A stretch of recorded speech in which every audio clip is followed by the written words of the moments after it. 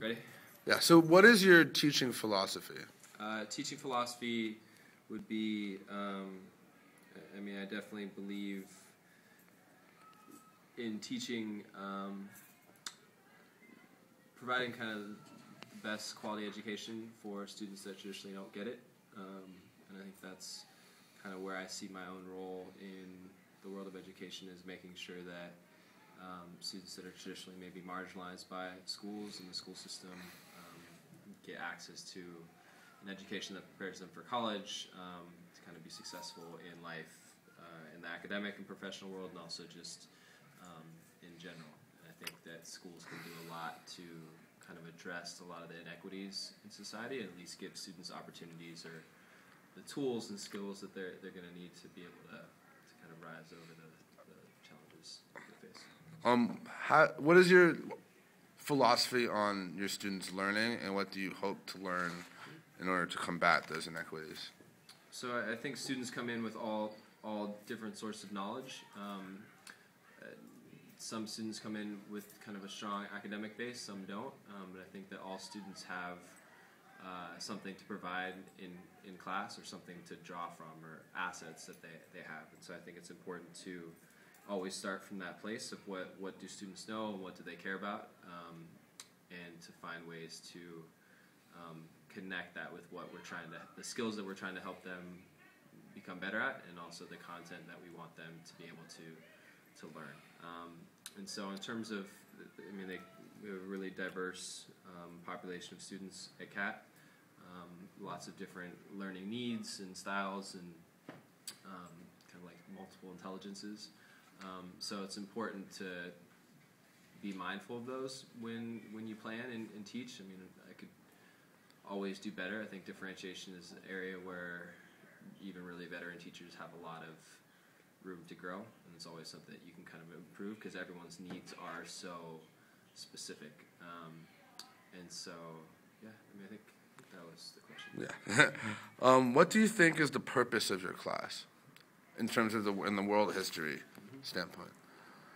So for like last few years, yeah, in the teaching world, probably most importantly is to give students a sense of an understanding of their place in the world, and to give them a sense of agency and empowerment around understanding that place. So to empower them with the knowledge of what's happening in the world, and where they fit in it, why the world that they see is connected to the world that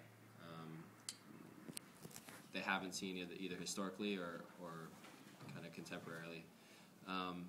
And then just really helping people see that it's not, there are patterns and cycles and things kind of common to different human experiences. And it's important that we realize that we're not that different from people that live in a different neighborhood in San Francisco, or in a different part of the country, or in a different country, or have lived in kind of a different time and place, that there are kind of common things across kind of human experience.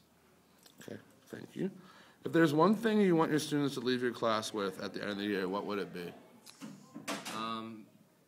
Definitely a sense of relevance, right? So a sense that the things that we learned in class are things that help them in two ways. Both were things that they were interested in, or kind of gave them perspective or a greater understanding of the world, and then also help them develop the skills that they need to be successful in school and in life. And so a lot of the skills relevant to history are obviously kind of like the strong literacy ability to get a passage of text, understand it, make sense of what they're reading, and then also be able to connect that to kind of deeper understandings that they have about both history and kind of the world. And then probably most importantly is their ability to write and express their ideas in kind of like a formal, written way. And so I think there's lots of different types of writing that I do in my class, from kind of like quick writes or do nows to kind of like creative writing, reflection type stuff, writing speeches from the perspective of a specific person in history, and then ultimately that's building to their being able to write kind of like a formal research paper that they would be asked to do in college. Cool. In what specific ways do you make world history connect to the everyday experiences of your students' lives? So I think there's a couple ways that you can do that. One is with current events and bringing in stuff that's happening both around the world that is big news, so stuff that they're generally kind of curious about. So obviously right now it's been making connections to Libya and Egypt and kind of these things that they're hearing a lot about on the news, the war in Iraq and Afghanistan, but might not exactly know what's happening or understand kind of the context too deeply. And then probably the most successful way is connecting the themes of what we're studying to student experience. So if we're talking about imperialism, talking about what do you do in a fight, right? Like going through different options of what are the kinds of things that you would do if you see a fight, and then using that as kind of like a metaphor or like a greater lens to look at why countries get into fights, right? And what are the motivations and things that drive those interactions. And I think that's probably looking at the Holocaust last year, right? Really looking at kind of the human experience in either participating in the Holocaust or kind of surviving it or whatever that experience was, just trying to make it human and trying to put students in the shoes of the people that lived through that historical event or time. How do you use the world history standards, and what do you think of them? I mean, it's part of the game, right? And so I still believe the same thing I believed when I first started teaching, that there does need to be standards in education on a certain level. To me, I think it's basically just really around literacy. So our students need to be able to read and write well by the time they graduate high school. They also need to have basic kind of like logical thought process that I think you can connect to certain things on the math standards.